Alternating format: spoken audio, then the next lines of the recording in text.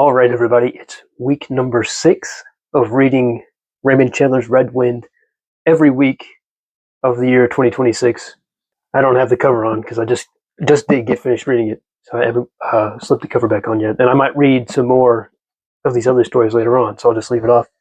I don't want to be a fatalist. I don't want to say that I'm slowing down, but this is the first time going through this that I was hesitant to start reading Red Wind. I hate to say that there's some sort of portent for the future that it's going to become a slog, because really up till now, it has not been a slog. It has never been a trouble to sit down and read Red Wind, look at it, and find new details that I had overlooked in the previous readings. Like I said, I don't want to be fatalist. I don't think it's because of the story and I'm just getting too familiar with it. I'd rather say it's just because the past 2 weeks, it's felt like there's a lot going on in the past 2 weeks, just anyways. And so it's because of like that drain on my energy. I was just feeling sluggish, because I've been feeling sluggish about getting into anything I've needed to do over the past couple of days. But I'm just saying, it's notable that this is the first time that I picked up Red Wind and thought, it's kind of thing like, not so strong as that, but just a little bit of hesitancy. Anyways, to the actual story itself. A couple nights this past week, I decided to read some other Chandler stories, because like a big volume like this, it's not just Red Wind. There's other stories in here, believe it or not. So I read 2 Chandler stories. The first one was Blackmailers Don't Shoot. I think that was the title of it. And then the next night I read The Smart Alec Kill. I'm having trouble getting my words out. And Blackmailers Don't Shoot, I couldn't follow that story at all. The circuitousness of it, I just couldn't track with it. And the next one, Smart Alec Kill, was pretty much the same plot as Blackmailers Don't Shoot, but reworked over, and it was easier to follow, but I was still having trouble. And what that means for me, at least what I'm getting out of it, is like the level of clarity Raymond Chandler achieved as he progressed through the stories, because Blackmailers Don't Shoot was the first detective story Raymond Chandler ever had published.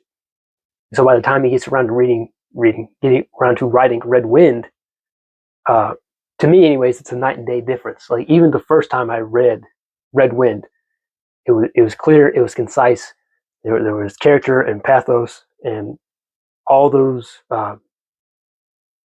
fiddly, intricate little details that make up a really good short story. And like I say, like there was a precision in the language, so that it was not difficult to follow the flow of the action or the plot, which that was the trouble I was having with Blackmailers Don't Shoot. Like just from beginning to end, I almost didn't finish reading that one just because I was having so much trouble keeping up with what everybody was doing. It was mind-boggling. But like just on Raymond Chandler's end, like that shows a really clear progression in his skill and in his talents as an author.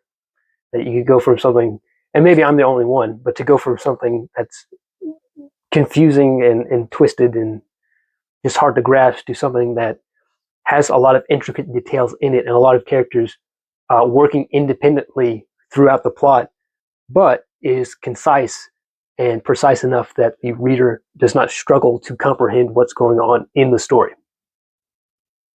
And I just thought that was really, it was an interesting point of view to look at it from that lens, and to learn a little bit more about the other Raymond Chandler stories. I might end up reading another story tonight if I have time, after I get all the rest of my chores done. Okay, that said, I had a particular passage I wanted to point out. Now in this, set the scene here, this is after John Dalmas has returned the car that he found belonging to the dead man in Joseph Choate's apartment. That's a lot of security thing. But John Dalmas is at a house in the suburbs, returning a car that was driven by someone Joseph Choate killed. And he's talking to this Russian woman who is a very melodramatic person who looks more or less like Natasha from Rocky and Bullwinkle. And the scene, I'll read it to you here, and then I'll describe why this sticks out to me. "A reward," she said softly. "You will wait here? $10, is it fair to pay? No?" Bad Russian, I know. "No," I said. I reached a finger towards her slowly and added, "He's dead." She jumped about 3 feet in the air and let out a yell. And poor Russian accent aside, this stands out to me because it reads like a ghost story. Just like that melodramatic, like, "Oh, you want this thing?" And he just lays the finger on her and says, "He's dead." Uh, like I said, like that's the Russian woman is a very melodramatic character, especially in comparison to everyone else in the story, who's more that hard-boiled detective type, or just a general.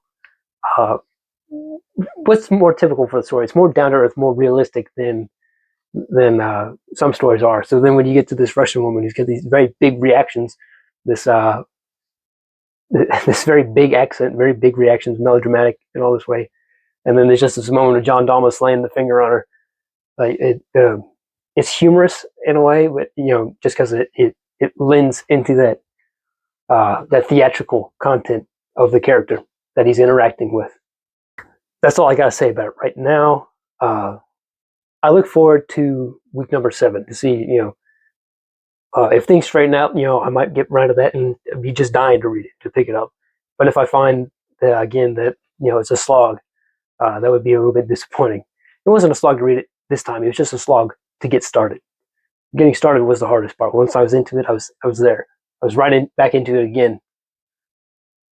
Anyway, but as they say, it's week number 6.